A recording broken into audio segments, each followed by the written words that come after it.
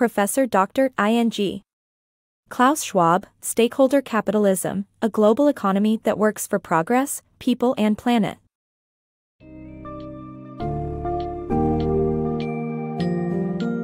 In Stakeholder Capitalism, a Global Economy that Works for Progress, People and Planet, Professor Dr. Ing. Klaus Schwab discusses the shortcomings of current economic systems, especially concerning wealth inequality and environmental degradation.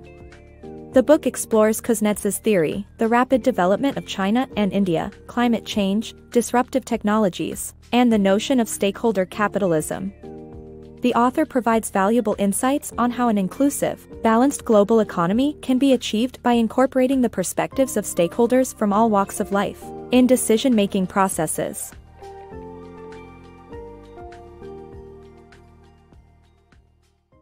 The paradox of thriving economies. Despite historical economic growth, high debt levels and deepened inequality present a challenge to the modern world.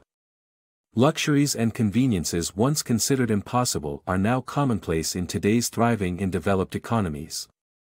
However, inequality has deepened, and the consequences of insufficiently rigorous analyses or dogmatic beliefs are felt today. While global economic growth averaged more than 4% since the 1970s, recent growth has been muted, and high borrowing combined with little inflation leads to heavy debt burdens. Government stimulus packages during tumultuous times such as the COVID-19 pandemic heighten these debt levels. Despite historical economic growth, the modern world now faces the paradox of both prosperity and financial challenges. Kuznets' legacy on GDP and income inequality. Simon Kuznets, the man behind GDP, noted the limitations of this economic measurement in reflecting society's well-being. Despite earning the Nobel Prize for his work, new data reveals that his theory of income inequality decreasing with economic growth has not held up. In the US, wealth concentration among the top earners has drastically increased while the share of income for the bottom 50% has declined. This disparity has led to a widening gap in healthcare and education accessibility for those with less financial means. These trends, which the Occupy Wall Street movement protested, have been further exacerbated by the COVID-19 pandemic, revealing the festering wound of rising income inequality. China's prosperity and environmental challenges. The stunning transformation of China's economy into a global powerhouse is unmistakable. Shenzhen, which once struggled with extreme poverty, is now a wealthy city with Huawei and Tencent leading the way. However, rapid development comes with significant challenges. Climate change has taken a toll on the city with soaring temperatures and recurring flash floods. Moreover, income inequality is widespread, and China's public debt has ballooned. In order to sustain its building spree, China has to import most materials, which has fueled growth in other emerging markets of the world. But, this economic success has come at a cost. China's ecological footprint has increased massively, putting the future of future generations in peril. Although both China and India have enjoyed remarkable growth, it is untenable in the long run. As author Zhou Yingjin argues, appreciating the wider picture beyond the Chinese prosperity story is crucial. Fourth Industrial Revolution. A new phase of the Industrial Revolution is combining machine learning, AI, robotics, quantum computing, 3D printing, and precision medicine. With the promise of generating wealth, the concern remains whether it will widen or diminish the wealth gap. The book discusses the impact and possibilities of this new era, delving into the rise of past industrial revolutions and their effects on society, while implicitly asking the reader to consider the future of the Fourth Industrial Revolution. Rethinking Retraining, a case study of Denmark.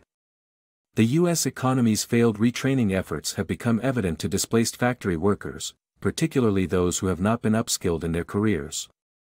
Washington Post reporter Heather Long found that no amount of well-funded shock therapy could help them re-enter the workforce. In Denmark, however, the approach adopted by employers and unions encourages constant retraining and skills upgrading. Dansk Metal, a blue-collar worker union, focuses on retraining its members and preparing them for new jobs in the event of layoffs. The result is less apprehension towards technology. While Denmark's labor market, tax system, and union participation are different from those of the US and the UK, its approach to retraining could provide useful insights into how to deal with job displacement issues. The impact of economic advancement on the global environment. Industrialization has accelerated the emission of greenhouse gases, leading to long-term environmental damage. However, developing countries continue to prioritize economic growth, resulting in soaring greenhouse gas emissions and deforestation. Climate change is mainly affected by four trends: urbanization, population growth, technological progress, and societal preferences. Urban areas such as Los Angeles and Detroit offer little public transit, and population growth leads to more pollution.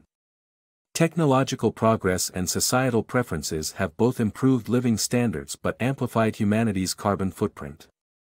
Although individuals are beginning to understand the threat posed by climate change, economic growth remains a top priority, leading to further environmental damage. Reimagining capitalism. Shareholder and state capitalism have their flaws.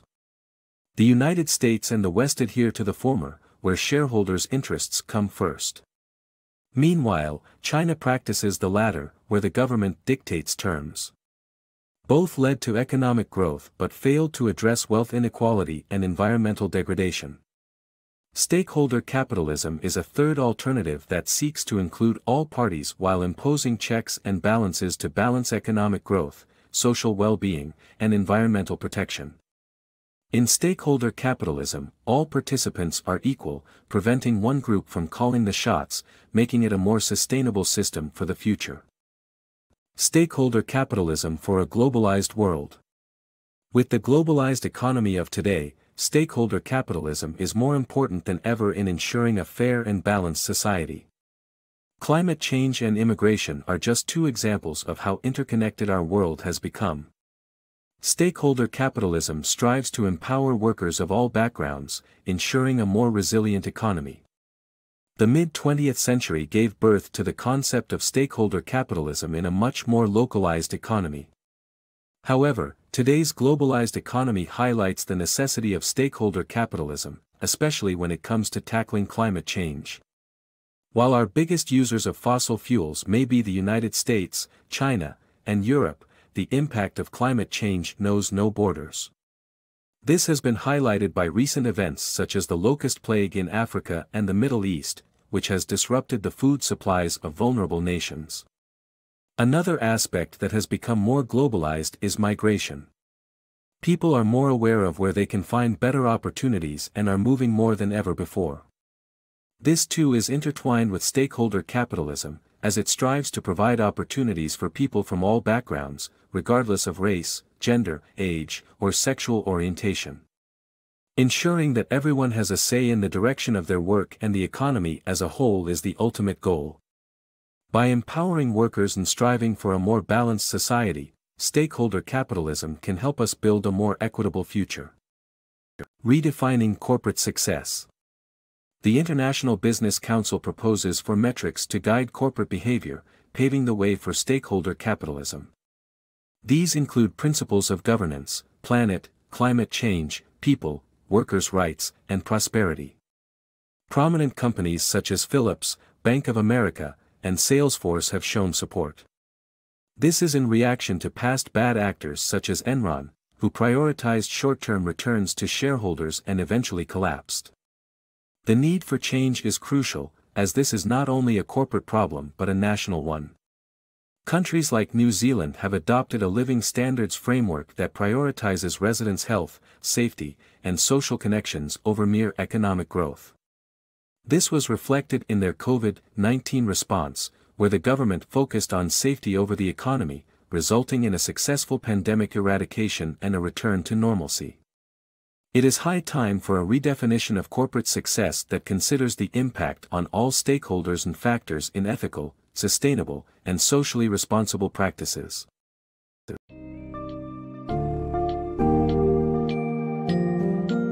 In conclusion, stakeholder capitalism delves into the need for a more inclusive, sustainable global economic system. The book emphasizes the challenges presented by wealth inequality and the ecological impact of economic growth and industrialization. Stakeholder capitalism, as proposed by the author, focuses on achieving a balance between economic growth, social well-being, and environmental protection. By embracing this alternative approach that includes diverse perspectives and sets ethical frameworks, corporations and economies can thrive in a manner that promotes fairness, inclusivity, and preservation of the environment for future generations.